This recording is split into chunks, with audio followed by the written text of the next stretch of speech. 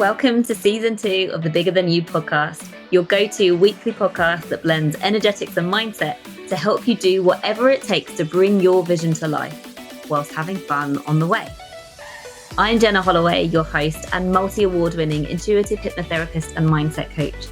My purpose is to help mission-led business owners and visionaries who want to inspire change by leading the way in a space that otherwise may feel unnerving and too difficult. This is Bigger Than You.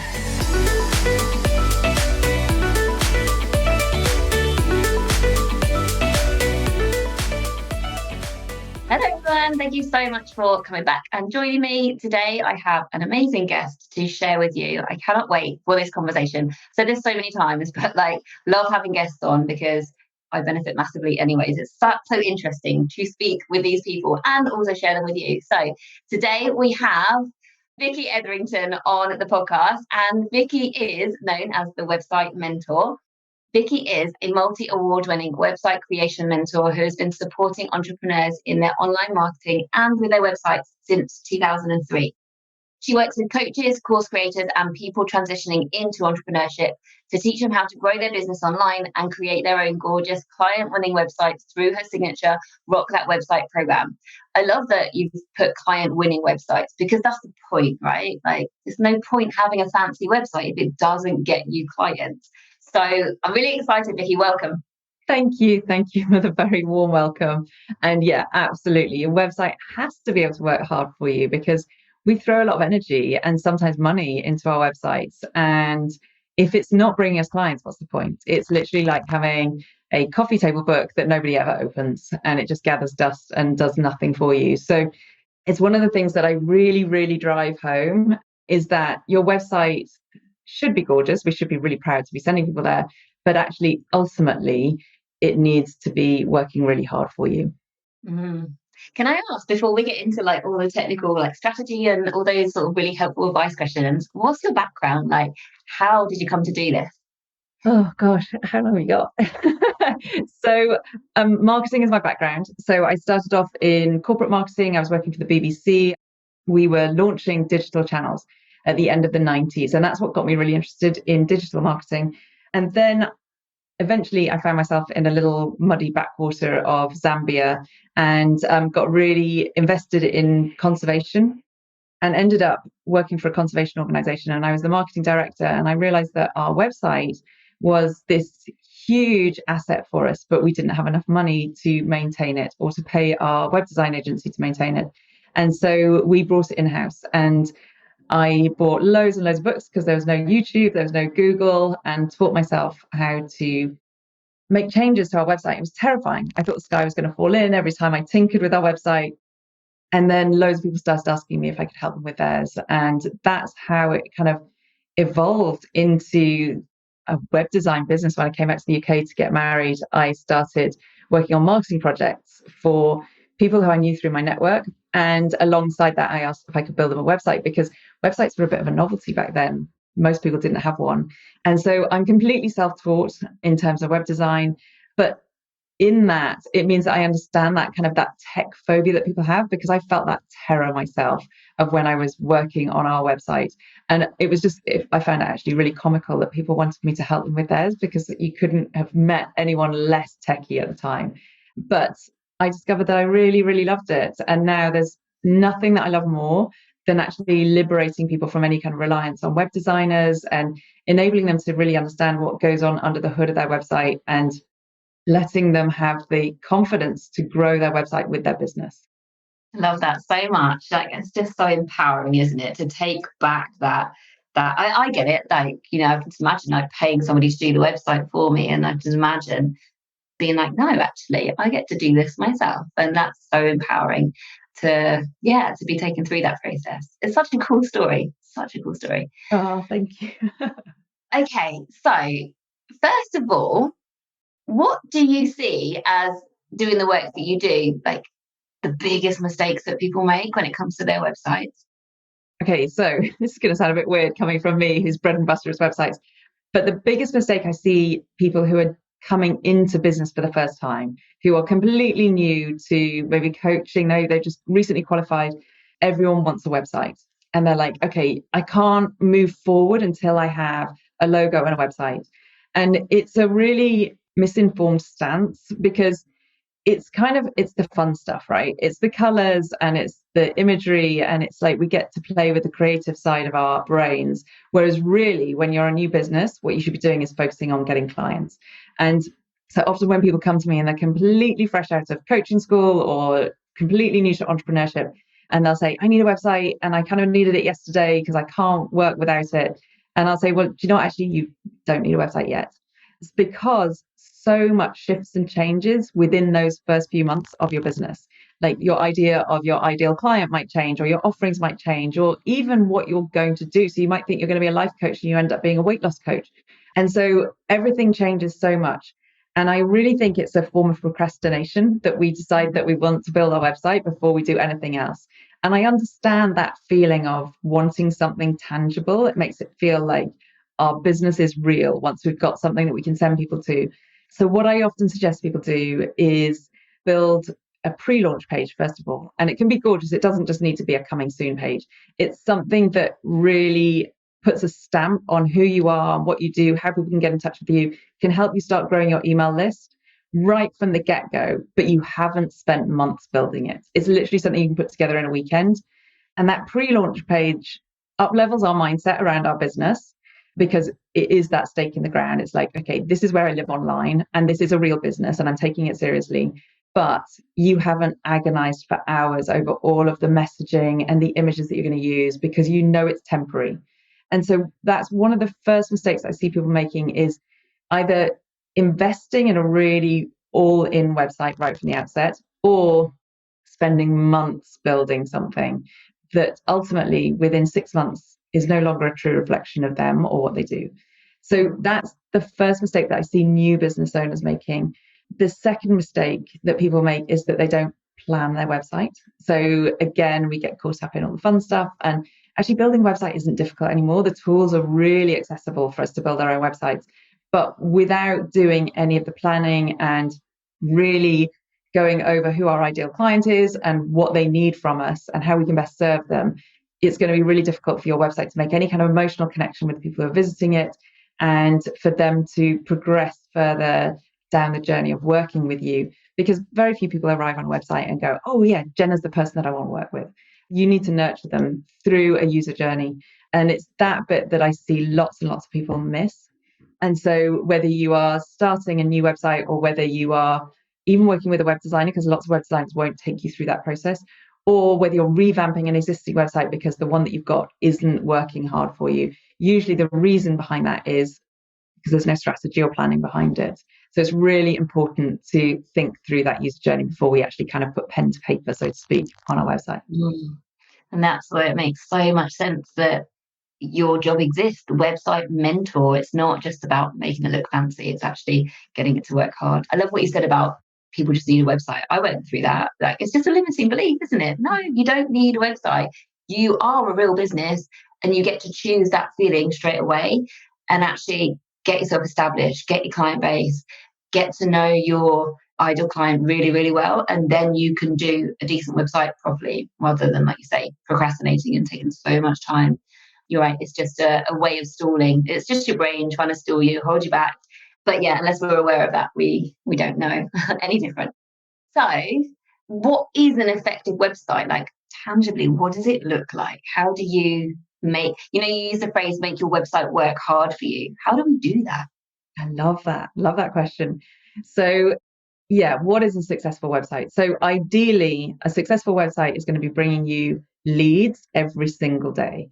And so because of that, that's not just a phone number on your website and hoping that someone's going to call you. That's actually pulling people in with information that's really, really useful to them and giving them some reason to join your email list so that you can nurture them further.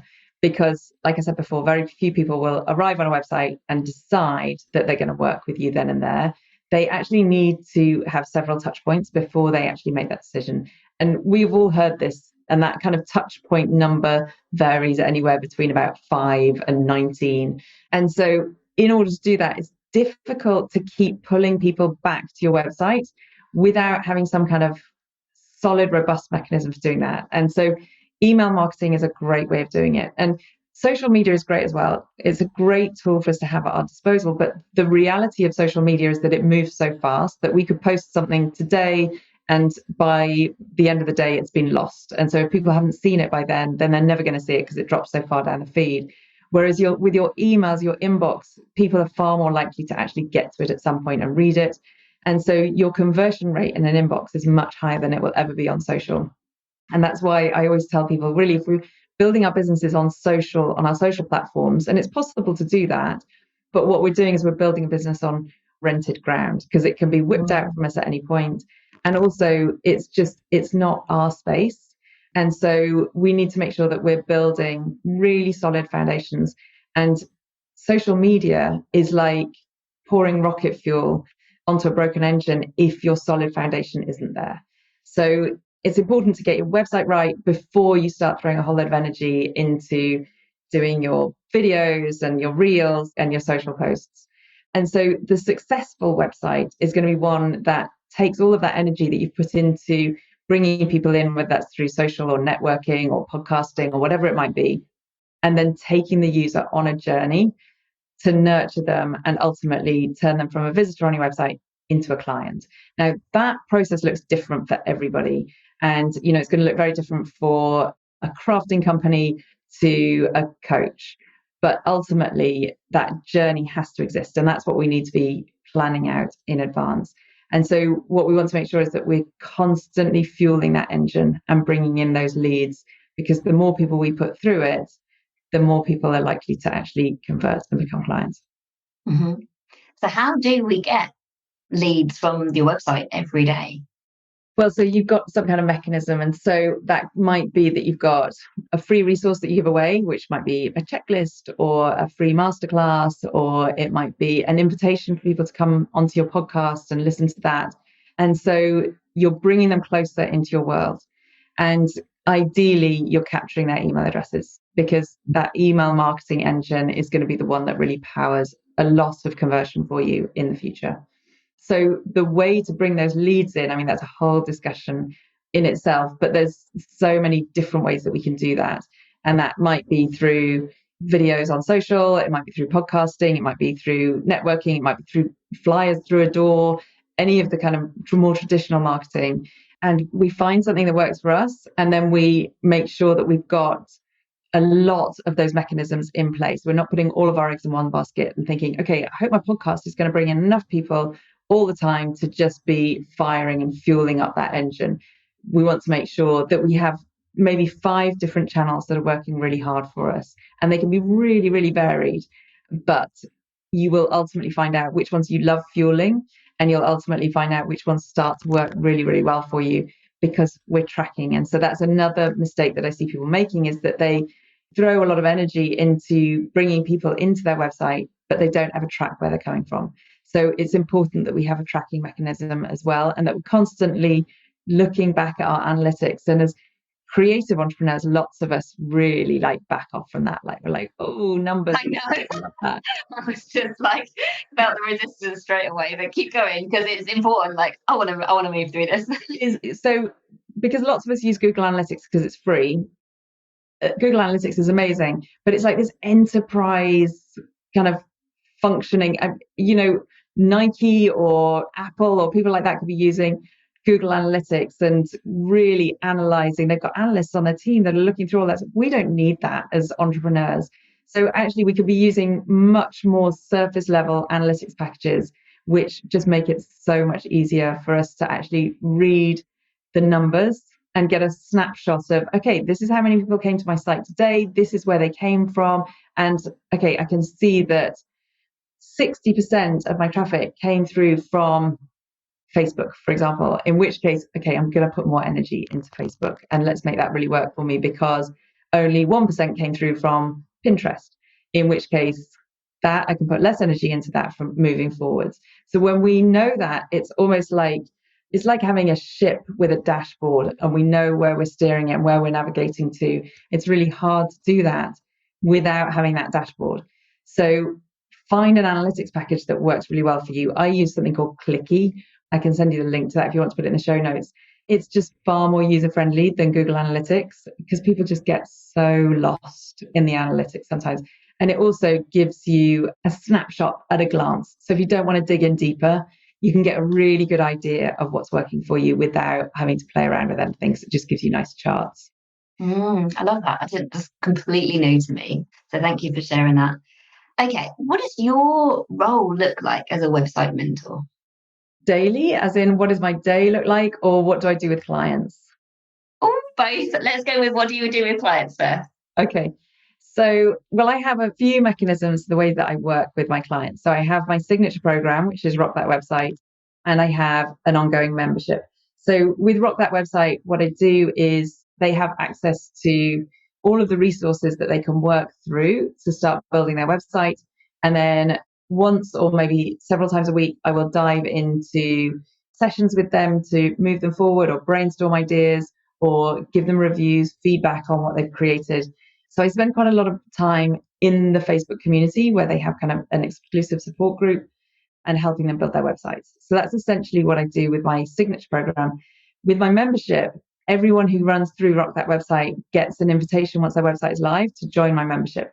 And in the Visibility Vault, which is my membership, we have years worth of content relating to all kinds of things from launching to understanding analytics to list building to email marketing to wellness and all this. I bring in lots of guest experts. And so we have lots of content in there, but we also meet weekly to, again, brainstorm ideas to help people bring more traffic into their website or improve their existing website or have a look at their user journey or have a look at what they're doing for their next launch, whatever it might be. So the membership is like a really cool place to be because I know my clients in there really well because they've worked through Rock That Website with me. And so I know their businesses, and really it's a safety net for them to know that if they're working on something that's a little bit tech orientated, if they get stuck, they can always bring it to the next weekly call and we'll work through it together. Mm-hmm. So that's kind of what the business model looks like, so to speak. It's really simple.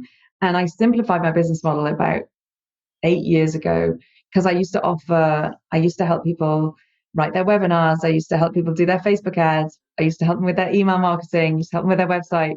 And I was so overwhelmed with so much stuff that I was doing. And I was really a generalist. It was like, okay, I can help you with your online marketing. And as soon as I kind of niched down and said, okay, I'm going to help you with your website specifically, everything got so much easier for me. It was like so much easier to talk about what I did. People found it easier to refer me because it was like, oh, you need some help with WordPress. Vicky can help you with that. And now I love the fact that my business is just, I mean, it's really simple. There's nothing too complicated about it. And it means that I can really go in deep with my clients with what they're needing help with because I know it inside out because I live and breathe it every single day. So I think there's a lot to be said for sometimes just ditching all the extra stuff that weighs us down and like gets in a tangle in our head about what our next offer is going to be. So yeah, so that's what my work with clients looks like. So good. I love that you talked about simplicity because a brain just does that, from a mindset perspective. If you believe that success has to be hard, then you're going to overcomplicate it. And it's so sneaky. Like, it's almost like, well, my mantra, which I use, on a day-to-day basis in my business is, how can I let this be easy? Because that catches that sneaky thing that your subconscious mind can do in overcomplicating things when it really doesn't need to be like that. So absolutely, like, ask yourself whenever you're doing something, how can I let this be easy? Because otherwise, if you're not careful, you will just overcomplicate it and make it so much harder when it just doesn't need to be. So that's so cool. And also, like, I imagine your work now is so much more aligned. It lights you up, energizes you so much more than 8 years ago because, well, for so many reasons, like, you've just got rid of the stuff that you don't want to be doing and now you're doing just what you want to do. Yeah, exactly that. Just going to take a moment to share with you my free training called Blind Spots. This masterclass is for you if having your business feels like you're on an emotional roller coaster, where if it's going well, it's great, but it never feels calm and stable. There's a lot of fear and anxiety and action taking in scarcity mode. That might look like not having good boundaries with yourself and others, comparing yourself, working really long hours, and not being able to switch off and be present with your family. Or if you've reached a plateau in your business and no matter what you try, you can't seem to break through to the next level of income and growth, then you'll want to grab a pen and paper and a quiet spot to watch this. Head to the link in the show notes, or you can go directly to www.jennaholloway.com/step up. So I used to build websites for clients, and that was what I did all the time. And I still do. I still build client websites, but I only take on one project a month. Whereas when I was first starting out, I'm sure that trap that I fell into, I think lots of people fall into, is you just say yes to everything because it's like, okay, I need to grow my business and I need the money this month to pay the bills. And I would end up working on about 6 client projects a month. And I would be getting up at 4 a.m. to meet client deadlines. And it was so driven by my client deadlines. I was really bad at setting boundaries for myself. And also client boundaries, they shift and move, their own brief of what they want from a website can move. And if you don't have really strong framework to work with that and to guide it, it's really easy to move into burnout, which is pretty much what I did when our children were really young. And I got to a point, my husband was in the military, and I just knew that something had to change. And that was the first time that I took on my first business mentor, because I was like, I've created this beast. It's like I'm a slave to my business. And I did love working with my clients, but I didn't love the fact that I didn't have my processes really nailed down. And that's when I started shifting into teaching people how to do it themselves, and realized I can help so many more people when they're in a group program than I can when I'm just working one-to-one. And the timing for that worked because the technology and the platforms became far more intuitive for me to be able to teach people how to build their own websites rather than me having to do it for them and then teach them how to maintain them. Yeah, love that so much. Thank you. Like that just sort of kind of perfectly moved into a mindset space and like lessons and things that how you've up leveled. So did you say that was 8 years ago? It was 8 years ago that I first started teaching people how to build their websites. It was probably about 10 years ago when I really hit that burnout and realized that something had to and I couldn't do it myself. I had to have somebody help me with that because I was so entrenched in that. I mean, really in scarcity. I was really in that scarcity mindset of I need to say yes to everything. And it's really not a nice place to be. In fact, I've heard you talking about it on your podcast as well, where you're in that like anxiety all the time about your business. And I was very fortunate that I had a really strong referral network and people were referring business to me, but I was just really bad at scheduling out that work. Yeah. So glad you're not there now. It's so much nicer to be not in scarcity, isn't it?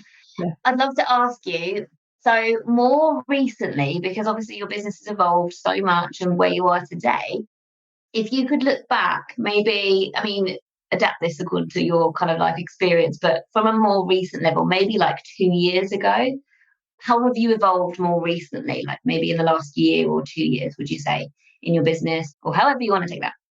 So I used to live launch a lot, like probably 5 times a year, I would live launch. And I did that through running free 5-day challenges. And I had been running those since 2017, since before challenges were even a thing. I realized that I didn't like running webinars.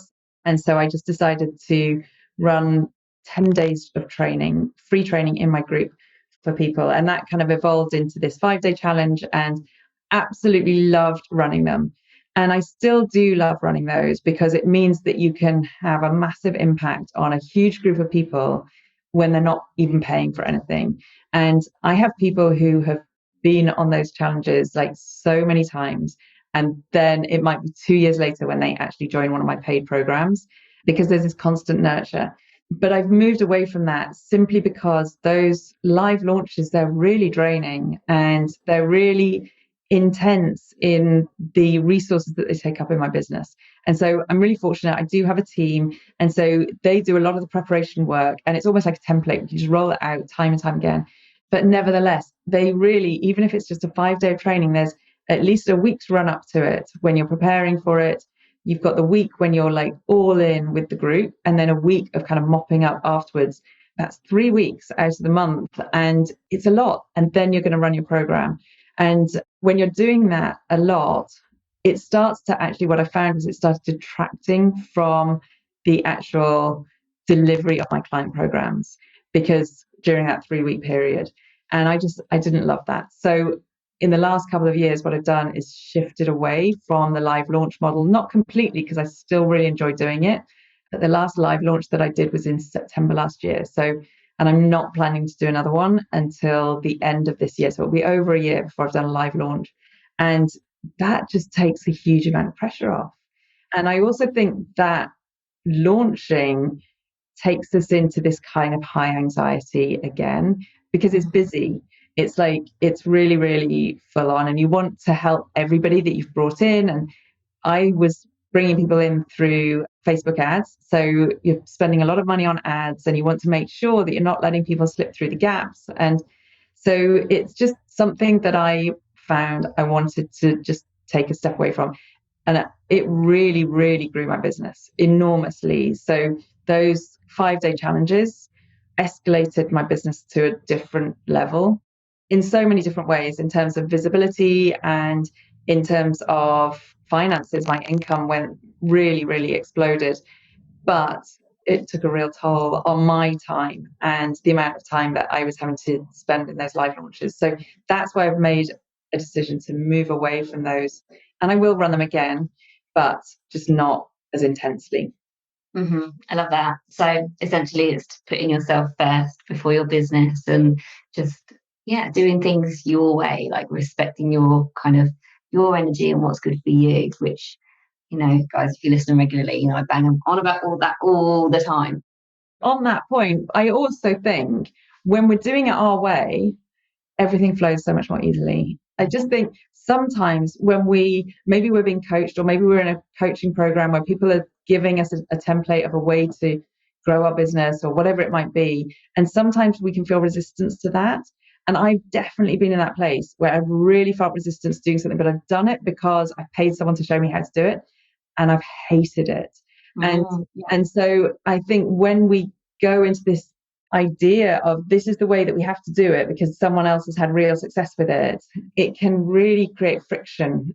And so I've just found that I'm going to run my business how I want to run it, in a way that feels good to me, in a way that feels fun, and that where I can just flow with it and enjoy it. And I really think that energy comes through. And I find that every time I run an initiative that has just felt really exciting to me, it's been so much more successful than the stuff that I've felt like I've had to do. Oh, I'm so glad you said that, because yeah, it just drives home that point. And again, like really, really clearly, that your inner guidance system is going to take you much further, much more quickly in your business than any coach. It's, you know, it's wonderful to invest in coaches. You know, like I would never be where I am today in my business if I hadn't invested in my coach. But you have to run everything through your internal guidance and trust yourself, because you know yourself better than anybody. Yes, you can't spot your blind spots, but in terms of strategy, you can feel what feels good, and always do the thing that feels good and not the thing that you were told to do, because 100% if it's not energetically aligned, it's going to fall flat on its face. And so, yeah, you've got to trust yourself, guys. Yeah. I would love to ask you, Vicky, if you could go back in time, what advice would you give yourself? If I was to go right back to the beginning, so if I was to go back to 2003, the advice I would give myself in terms of business growth, so not in terms of like self-development or anything like that, I would grow my list first. So that would be the first thing that I would have done in my business. I would blog consistently with really good content, and I would invest in a coach. Like, it took me a long time to invest in a coach, because actually I didn't even realize that they existed. I didn't know a single other entrepreneur when I first started my business. My husband was in the military. We were actually based in Germany when I first properly got entrenched in my business. And that when I discovered that there were people out there that you could pay to actually help you grow your business, it was like just this mind-blowing moment. And so it just sounds ridiculous now, because I've worked with coaches ever since that first experience. I've never been without a business coach, and I genuinely wouldn't be. And I know that I was, maybe what I said a moment ago sounded like I was, don't listen to your coach. That wasn't what I was meaning at all. Often if someone gives me a framework to work with and I feel like it's not going to work for me, I will talk it through with them and figure out a way that I'm going to be able to manipulate it slightly or just adapt it so that it does work for what I'm wanting to do. But yeah, I think having somebody who is, even if they're only a few steps ahead of us and they've done what we're wanting to do, that is priceless. Because I muddled for 10 years, I muddled through doing my own thing, really floundering. And on the outside, it looked like it was successful because I had loads of clients and I was making some decent money, but actually I was really without good guidance. And I think my business would be much further ahead than it is now if I had taken on a business coach, if I'd even known that they existed right from the outset. Amazing. So this podcast is mainly for mindset work. Is there anything on your heart to share with the listeners?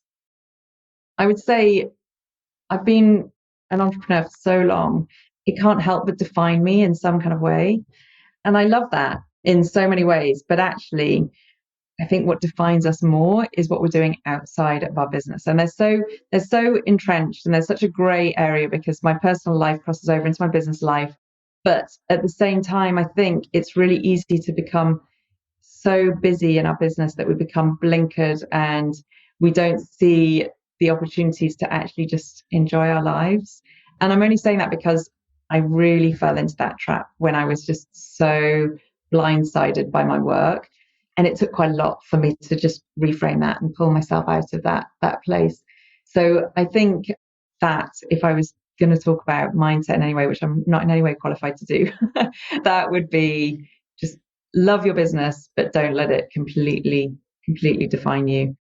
I'm going to leave you with one little thought about a mistake that I see lots and lots and lots of people making, and that is putting social media icons in their headers of their website. So a tiny little tip that's really easy to fix. If anyone's listening and they find that they're kind of leaking traffic from their website, have a look at where your social media icons are.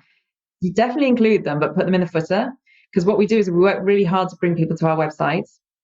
And then these little clickable, they're almost like candy, these icons that are just so colorful and they pop off the page.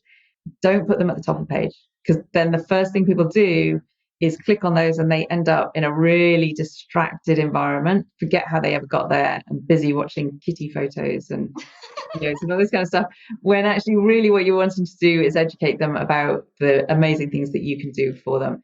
So another mistake that I see lots of people is having no visual hierarchy on their page. So it might be that all of the buttons on your website are a particular color. And what that means is that they all blend together. They all look like they've got the same importance, when you really want to have one primary call to action on each page. And usually that would be to schedule a call or to download the free resource or to join a webinar, whatever it might be. Make that one pop, like really stand out off the page with a color that you're not using anywhere else, because then that screams out, click me, click me, click me. And if all your buttons, and there's not a problem with having secondary call to actions and those kind of things. So you can have like schedule a call or watch the masterclass, but one of them should be the primary thing that you want people to do. And that should be the one that's most clickable, it's the brightest, it stands out off the page. So think about your visual hierarchy and make sure that everything's not just blending together. That makes so much sense, because most of the time it's our subconscious mind that's leading our actions, right? And we know a confused mind doesn't take action. So exactly, like we want to be like, this button is the one I should click. We're just led sort of, subconsciously through our lives. So yes, we are drawn to the button that pops. So it makes so much sense. Thank you for that. Exactly that. Thank you so much, Vicky. Where can people find you? The best place to find me is on my website, which is thewebsitementor.com. I do have a masterclass that is great for anyone who's just starting out with a website and wants to get all the basic information about platforms and what's going to work for them, what's not. That's thewebsitementor.com/masterclass. I do hang out on social media, but not in a big way. I've got a free Facebook group, which is for people who are kind of DIYing their website and their online marketing. And I can send you through the link for that for anyone to go ahead and join that if they want to. Yeah, amazing. Thank you so much for sharing all of your stories and guidance. It's been a great conversation. Thanks, Jenna. Thank you for inviting me. See you all soon, guys. Thank you for listening to the Bigger Than You podcast. If you found it valuable, please forward it to others who you think might benefit from listening, and be sure to subscribe to get the new episodes when they release. And if you're listening on iTunes, please leave a rating or a review, as it really helps the show to grow. You can find me on LinkedIn, Jenna Holloway, or on TikTok and Instagram, and my handle is @IamJennaHolloway. And you can find links to whatever we cover in the show notes. Thank you for listening, and see you next time.